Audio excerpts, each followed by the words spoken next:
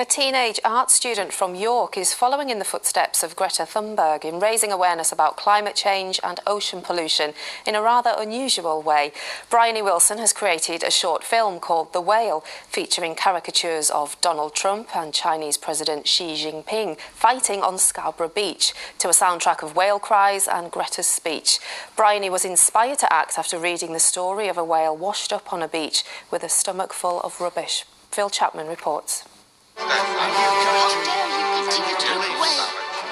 It's not every day you see two world leaders brawling beside the seaside, but behind this bizarre scene is a serious message, inspired partly by teenage climate campaigner Greta Thunberg.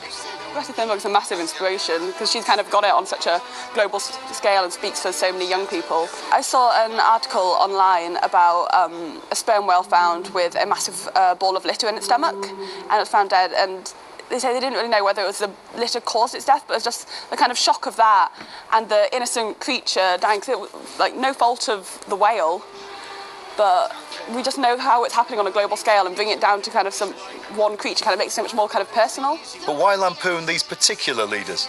I did some research on like the countries most responsible and have the most impact on like the climate, and found that China and the US contribute the most with fossil fuels, with water pollution and plastic in the ocean. With blaming someone, you need to blame the people that are in power, because you need to pin the responsibility on someone to actually make a difference. We're just really impressed and very proud. It's just wonderful to see different ways of explaining about the horrible climate crisis we're in, and it's not just one way of doing it, and art is a really impactful way of getting the message across, and especially doing it with a little bit of humour but also with a lot of meaning. Just really impressed, really proud of our young people, and they're showing us that the responsibility is all of ours.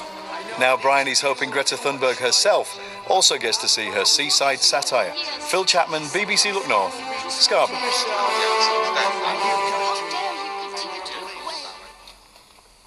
The Mercer Art